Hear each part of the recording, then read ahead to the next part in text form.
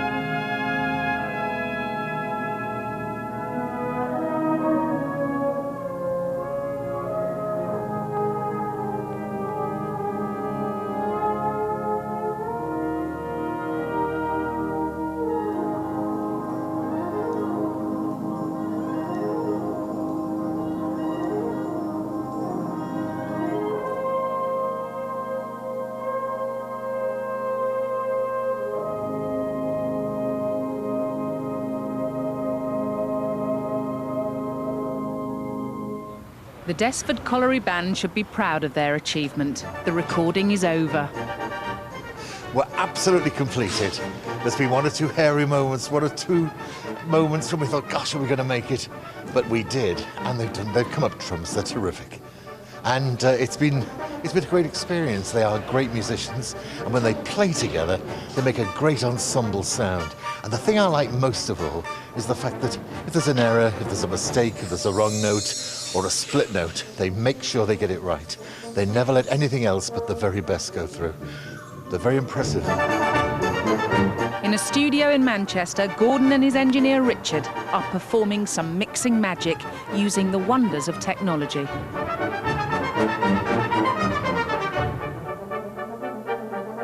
This is the exciting part now, because we've actually got the record in 125 separate pieces, little segments, and we're trying to join them all together, but not only join them all together, but make sure we get the best bits.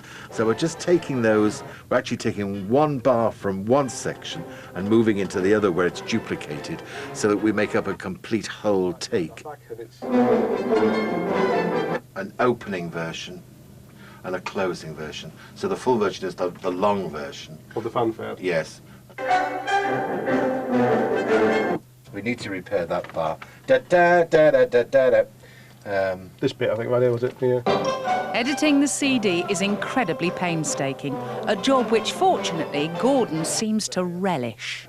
We've been here for a few days doing this, and it's a labour of love, really, because I think it's one of the most creative parts of the record, because you are actually creating a finished product. All the other times, both the recording and different deciding on what numbers will be, but when you come to this stage, you are actually on the final lap of the race. With his role now over, Stephen waits impatiently for the CD to be finished. In London, Steve Wolf, head of range marketing for EMI, has to complete the artwork for the CD. It's a very quick turnaround. He can't quite believe they've managed to get it all done in such a short time. The recording went tremendously well. We were so pleased with it. You know, two days, the guys worked so hard. It can't be easy, under pressure as they were, to get it finished within a couple of days. How many this album's going to sell is sort of unknown, really, because normally we would probably expect an album of this type to sell 10 to 15,000 units. Who knows, it could go absolutely mad. So we're optimistic that we're going to sell quite a few. Okay. We're hoping today to put into the booklet the history of the band, which we've now got, and then we're finished. In fact, our deadline's very, very soon anyway. What we need to do is put in page 5, the history of the band. Just try it, because we've got one more picture to come. Yeah, there's a picture to go in there as well, and the names of the band members as well. Yeah. Do you think that Desford Colliery needs to be in the middle? No, we'll just make sure it's not broken at sides. Yeah. So yeah, we've just taken the original picture and we've converted it to an illustration, so we can use that throughout the booklet. Different instruments to sort of accompany the text and just as a background image. I would think it's going to be half the picture and half. Okay. We'll have to look at it then, but we need to put it to bed within the next day or so. This Breathless, this is called, it's just perfect for the job. So we're really pleased, and Simon's used it throughout the artwork as well. So we've utilised it, and it looks really good. Very pleased indeed. And still he waits.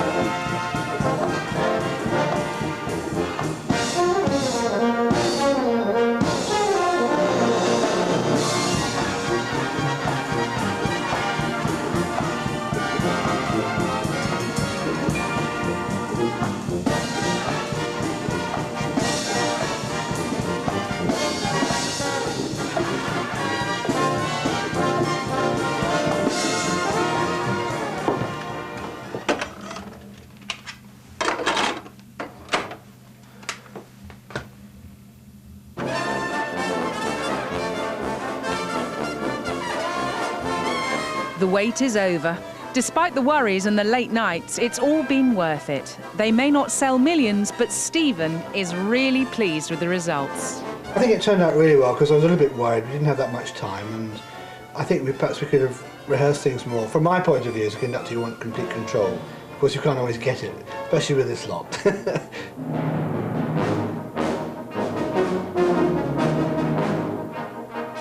The Real Brastoff returns in 2 weeks. Stay with us for an audience with Kylie in only 60 seconds.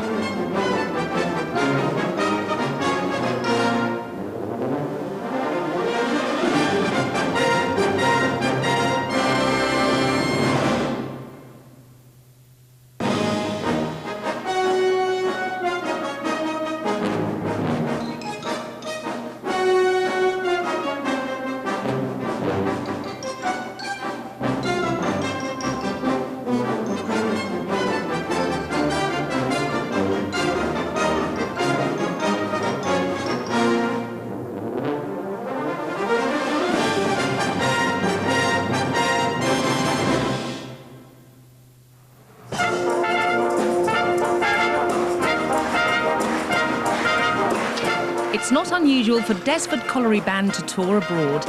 Right, just in time. Their distinctive style of music has graced the shores of Thailand, Singapore, Switzerland, Canada, Moscow, Germany, Norway, Luxembourg. Desford are going to Holland for the weekend to play a concert in the town of Weesp, about an hour and a half from Amsterdam. Are we taking these on? You are, and one or two will decide. John? Kenny Talbot's family have all come to the East Midlands Airport to wave him off. I'm always left on my own, bad widow me. Yeah, family life. As on many other Desford tours, Steve Smith doesn't quite know what's going on yet. Stand around till I'm told what to do. That is it. I know nothing. It's like being at home. Yeah. I haven't got a clue. Can I have a ball? I've checked in. You've checked in. You would have done, but you've got your uniform to put in your bag, yeah? How are you going to manage that? Jesus. I'm fed up with this already. On tour, the band have their very own Thelma and Louise in the shape of the lovely Anne and Claire. For them, half the fun is being the only two women. So this is mine? Yeah, but just take a spare one. We've got an extra one. Okay, people have checked baggage in without checking their band jackets in, so we've got to take their jackets for them. And I've got, that's mine. I've got Clive Swain, wherever Clive is, thanks for the jacket. And this is mine, although they've got my name wrong because they put Andy Freeman instead of Anne Freeman. It's quite typical that the women have to organise the blokes, really, Anne, isn't it? Yeah. Typical. I had the opportunity this week to go to Tenerife with my mum and dad for a week, and I had to turn it down because I've got to come here for the weekend. Having palmed off all the new band jackets on unsuspecting players, there's no one to take the empty clothes rail back to Colville. Yeah, but Can you beat that one? we're always making sacrifices for the band, you know. Not a man easily thwarted. Peter simply checks it in. Steve Smith from Colville and Kenny Talbot from Nottinghamshire are two of Desford's regular banders. In the week leading up to the tour, as usual, there's loads to do at home and at work. To play with Desford Colliery Band, Kenny needs to be a perfectionist. Attention to detail is all. He applies the same effort restoring his Series 1 Daimler 66 Vanden Plas. I bought this off Roger. It must be getting on best part of 10 years now. If I tried to do it in 6 months, it wouldn't be right. So it'd be rushed, and it would look like a lot of the cars that you do see at some of these shows. They look like they've been rushed, and I just can't see the point in doing it unless it's going to be a mint job at the end of it. I'd like to see it complete and gone. To pay for the Daimler, Kenny fits kitchens from dawn to dusk. We could do so well. We've got a great band, but it could be a fantastic band with just a little more effort. It don't need loads and loads more effort, it just needs a little bit more effort. Kenny's also keen to pass on his passion for banding to his twin sons, Guy and Luke. Try that last bit again. Da, da, da, da, da. Hey, Luke on his own. 1, 2, 3,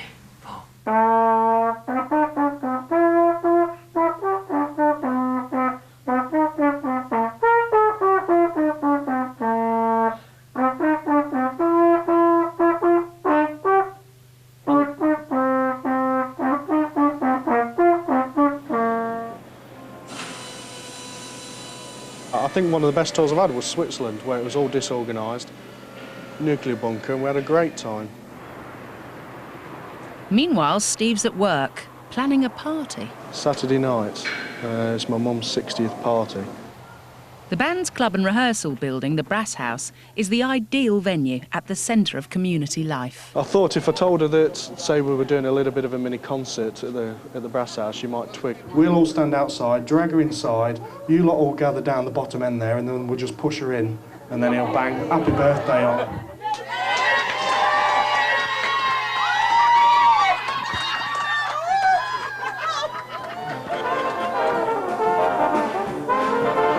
It's been a hectic week for Kenny and Steve, but finally everyone's checked in and the plane takes off for Holland.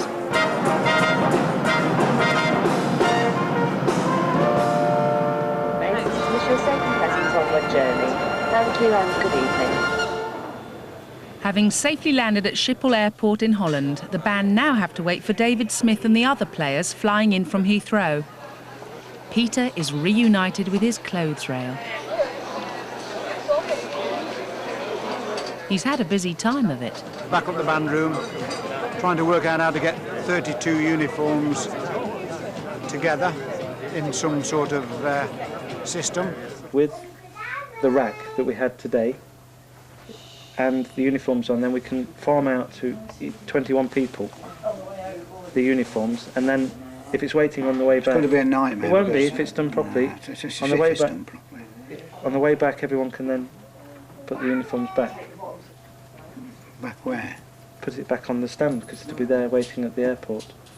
Well, how's it going to get to be waiting at the airport? So we'll arrange it to be waiting at the airport. Which I eventually decided to use the clothes rack. Fortunately, there's a bar and time to relax. David's party arrives and they head off for the Tulip Hotel in Amsterdam. You've been here long? About an hour waiting for you lot. Thank goodness Peter brought that clothes rail.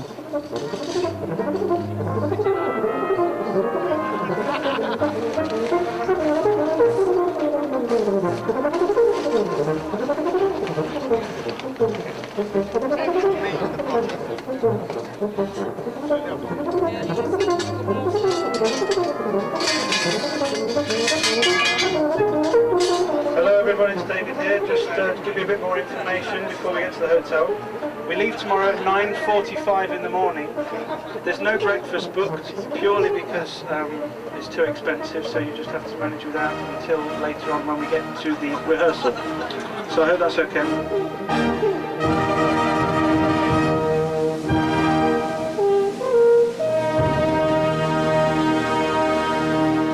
The band are eager to unpack before hitting the lights of downtown Amsterdam.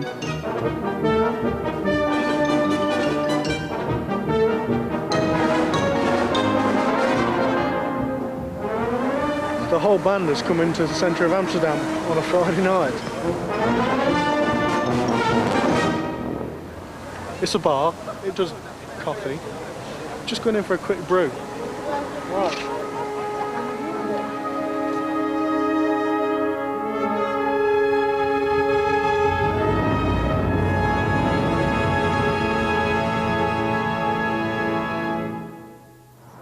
Even though they've had a wild night out, the band managed to stagger downstairs, relatively on schedule.